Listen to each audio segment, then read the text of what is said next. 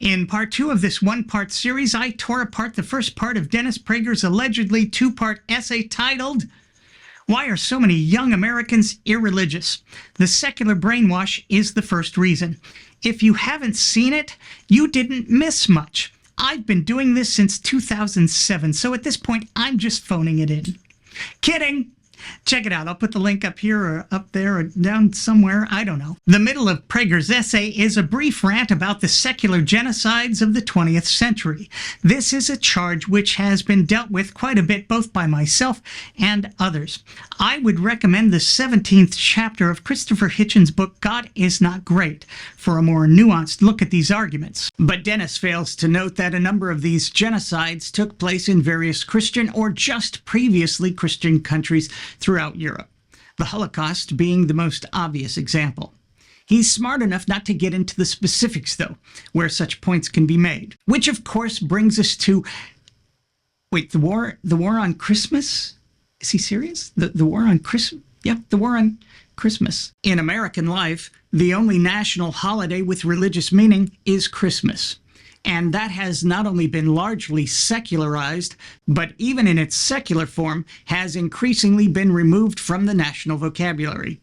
Americans are expected to say the word Christmas as rarely as possible.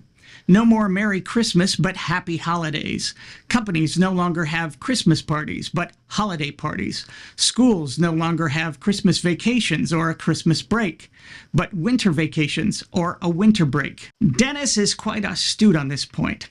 Indeed, the main factor in my leaving religion and becoming an atheist back in 1992, as I've talked about here on this channel for nearly 2 decades, was the abrupt and quite pronounced drop-off in hearing those words every December. Merry Christmas. My then wife and I literally turned our lives upside down. We lost friends, risked losing family, lost professional connections and opportunities, suffered bitter existential angst, and were forced to entirely revamp our lives.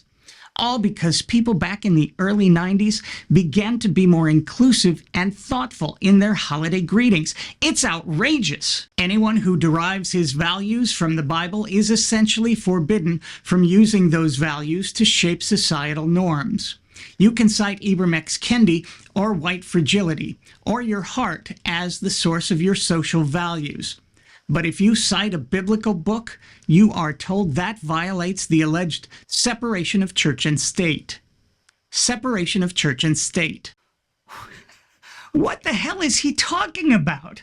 I didn't jump around. That paragraph comes directly after the Christmas paragraph.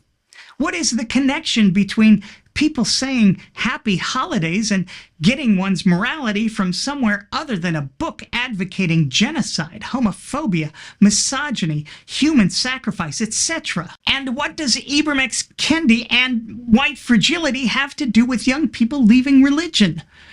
Are those just mandatory buzzwords that conservatives have to use now? Did Prager suffer a stroke I don't know about?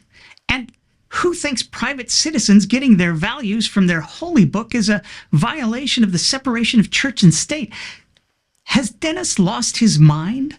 Or was it just never there to begin with? Quote, so then, for about 60 years, the entire world outside the home and increasingly inside the home of most young Americans has been secular and anti-religious. Thank Hitchens. What Dennis is really saying with this essay is that when religion is stripped of its privilege, power, and protection, none of which it should ever have had in the first place, not in this secular country with its godless constitution and said devotion to the concept of equal protection, when religion has to play fair, it simply can't compete in the marketplace of ideas. Since school prayer was deemed unconstitutional in the 1960s, religion has been slowly losing its privilege, power, and protection. Growing up, I never heard anyone say anything disparaging about religion. It was sacrosanct, an unquestionable good for both society and individuals. Now, I disparage religion professionally, as do many others. What Prager calls the secular brainwash is simply the removal of compulsory religion from public life. The playing field has been leveled. And without that constant protection and public pressure, religion finds itself unable to deal with the intellectual and moral challenges from without, especially here on the World Wide Web, where religions go to die.